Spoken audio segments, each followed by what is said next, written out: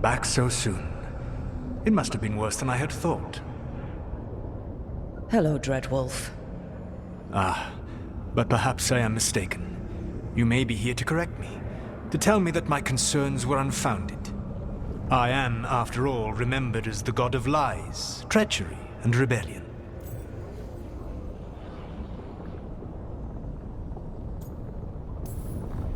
Depending on the story. And what story shall we tell now? I need to know what the gods are planning. You are asking for knowledge no mortal in this world is privy to. If I am to share it with you, I need to know what makes you the right person to lead the fight against Algernon and Gillenane.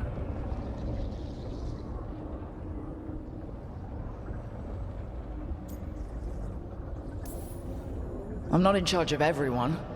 I'm just leading my little team until Varric is back on his feet. I understand your fear. Declare yourself the leader, and others may think you power-hungry, no better than those you oppose. I didn't say I was afraid. I met Varric when he asked the Shadow Dragons for help with freeing an old friend from Venatori slavers.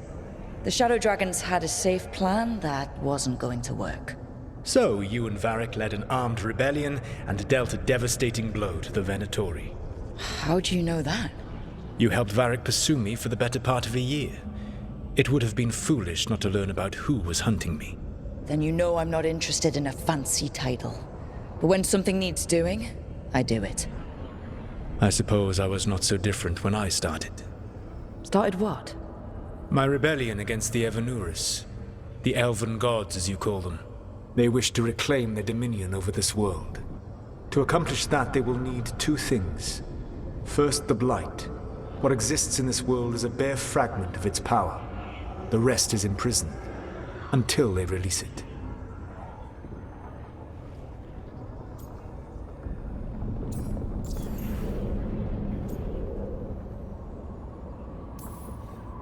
I don't understand.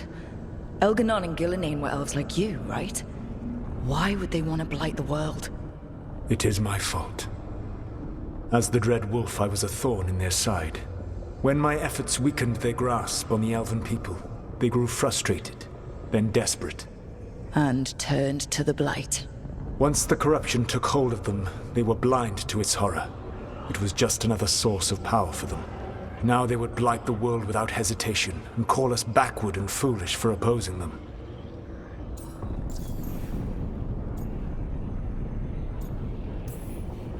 The blight didn't escape with the gods? Algernon and Gillenane escaped largely empty-handed, fortunately. Most of the blight is still trapped in the prison I created ages ago.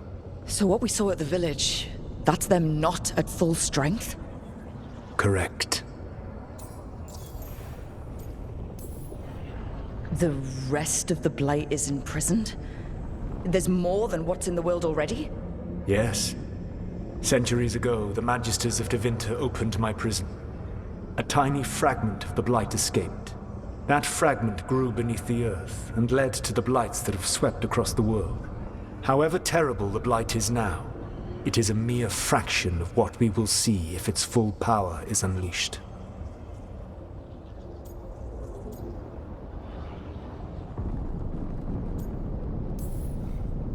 What would they need to do to free the blight? And how do we stop them from doing it? They will need to pierce the veil to reach the blight's prison. My Lyrium dagger is one of the few artifacts capable of doing so. We've already recovered it from the ritual site. Excellent. Then they will have to make their own. That will give you time. You said the gods needed two things, and the blight is the first? What's the second? Followers. They have called themselves gods. And what is a god without worshippers to sing their praises? I'm not gonna bend a knee to blighted, murdering monsters just because their ears are pointed like mine. I don't think many other elves are going to either. Agreed.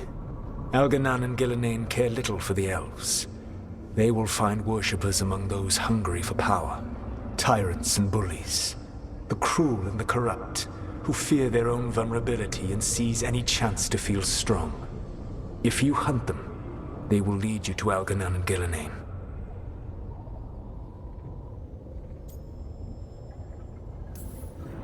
Thank you. I'll go poke at the cruel and corrupt, and we'll see what we find.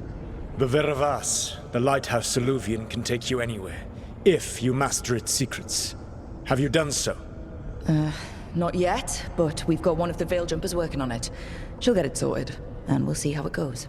Yes. I suppose we will.